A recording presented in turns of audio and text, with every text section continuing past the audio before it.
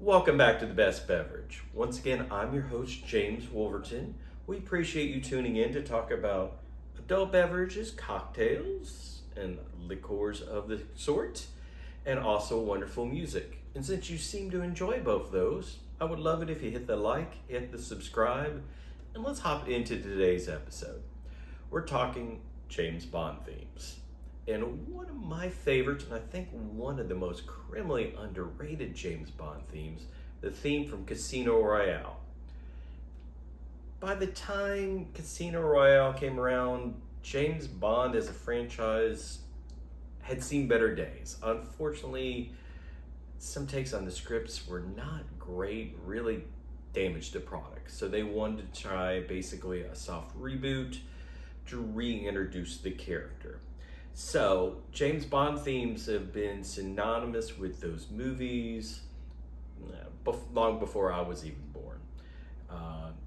Man with a Golden Gun, Live and Let Die, Goldfinger, Nobody Does It Better. Just, there have been some wonderful classics, and they wanted something like that. So they asked Chris Cornell, who you would know from Soundgarden, Audio Slave, an amazing songwriter, singer, taken from us way too soon. Unfortunately, he did pass in 2017. It was a tragedy, a shame, and this cocktail is for you, sir. We do appreciate what you left us while you were here. And they approached him, and he was not interested. Coming from the grunge movement, James Bond was not something he was interested in writing until he read the script. Much like the star of Casino Royale, Daniel Craig, he wasn't interested either till he read the script and kind of saw the depth of the character they were reintroducing to James Bond. And he, and of course, Chris Cornell got on. So Cornell wrote the theme with David Arnold, and they introduced it in 2006. Amazing theme. Since we're also talking about Casino Royale, we're going to talk about the cocktail that is in the book that Ian Fleming came up with, or Sir Ian Fleming, let's get it correct. It is not a vodka martini. That is introduced in the movies. In the actual book, and fortunately fixed in the Casino Royale movie, they came up with the Vesper Martini, which is credited to Sir Ian Fleming. I wasn't there, who knows? There have been conflicting reports, but the first written recording is in Casino Royale, and this is the recipe. It's a strong drink. It is, and of course it's going to be Castle and Key. As Castle and Key gin, 2 ounces, said it wasn't a weak drink.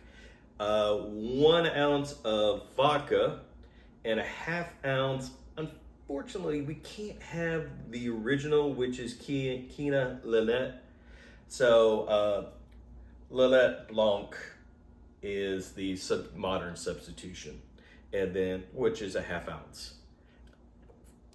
It is shaken, not stirred, which there's lots of theories around that, because traditionally when you have an all liquor cocktail, you stir it. My personal belief is I think James Bond was just being a pretentious, he's a spy. He was a pretentious jerk. He was not a nice person in the books at all. But you don't want your spy to be a nice person. You want him to get the job done. And it definitely puts people off, and people wonder why, you're having this. Other people theorize, and I can see this too, that's a lot of booze. It's a lot of booze, and shaking will add more water and get maybe a little bit more of that just strong booze smell, that your alcohol smell you're going to get up front. It is, when I've had it out, and I went ahead and did the full thing, and yes, it makes a beautiful cocktail. I would strongly suggest cutting the ingredients in half. I would do 1.5 ounces of gin, a half ounce of vodka, and a 1/4 ounce of the Lillet Blanc. He asked for a British gin. I respect James Bond, that's the way it should be, but I make these for a living. And yes, as you can tell at the bottom of this, I keep my vodka in the freezer. I do sip it now and then. It definitely helps with that strong alcohol odor you get from any gin, because that's what, I mean, vodka. It's vodka. It's going to smell like alcohol. But I also think it really helps with the mouthfeel. And here's to the Vesper Martini. Oh, that's boozy and good.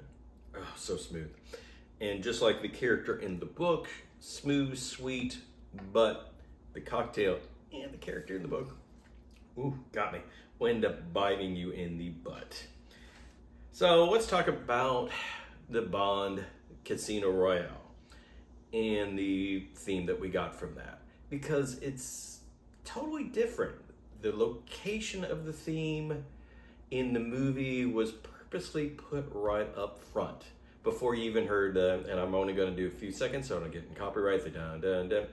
They didn't want that theme up front, and they wanted Chris and David to write an reintroduction to the character. This is Casino Royale is how this character becomes James Bond, and a lot of the themes in the song reflect what happens in the movie. It's really good. Chris described that he kind of won the delivery almost like Tom Jones with Thunderball, kind of almost that croony, swingy sound, and you got some great orchestration behind it. It's just, yeah, and I'm going to go back in for another sip.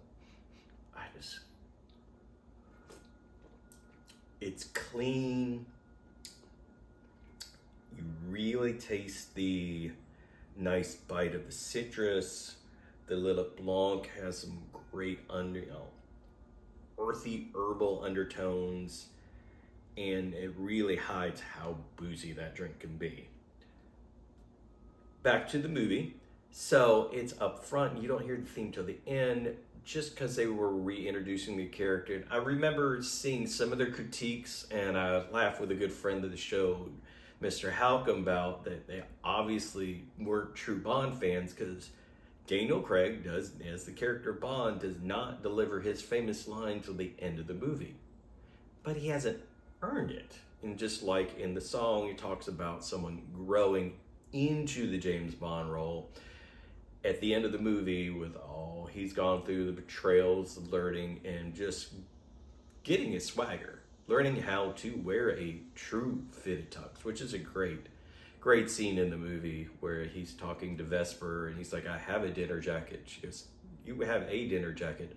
That's the dinner jacket, because she had it fitted for him. And another great line, he's like, how do you know my measurements? And she says, I sized you up right away. Brilliant. It's just a brilliant movie. A brilliant way to introduce the character. And at the end of the movie, you hear the theme, the da-da, as much as I want to say without getting copyright.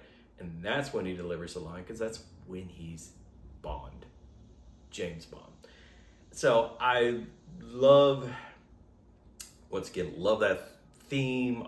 It's one of the tracks I listen to before I do my 5K races, because it just psychs me up and gets me in that state of mind to go out and just conquer things.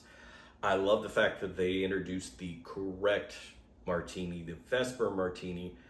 I never understood a vodka martini from a British spy. I mean, okay, maybe the mindset I was thinking that he wants to throw people off with just, vodka.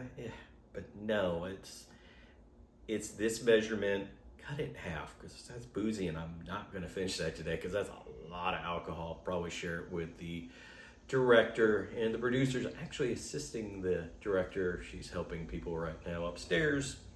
Awesome. So do not sleep on Casino Royale.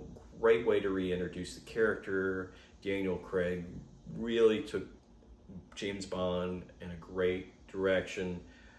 The theme really reintroduced how great James Bond themes could be, because 2 movies later, we have probably arguably one of the best James Bond music themes with Skyfall. I can see people arguing maybe 2 or 3, but it's definitely, in my opinion, number 1. So here's to Bond, James Bond, and the correct cocktail. Wonderful reintroduction to the movie. Chris Cornell, it's a shame. We salute you. If you like this kind of stuff, which hopefully you've watched all the way through and love it, you're going to hit the like, hit the subscribe. And my name is Wolverton James. It doesn't quite work. It's not quite the same. I'm James Wolverton. We'll join you in a few weeks and we'll talk about a few disappointments, which is not this cocktail, but we'll discuss a few disappointing music choices I've had in the past and a few disappointing attempts at different beverages I've had in the past. We'll see you in a couple of weeks. Cheers and enjoy responsibly, but have a good time. See you soon.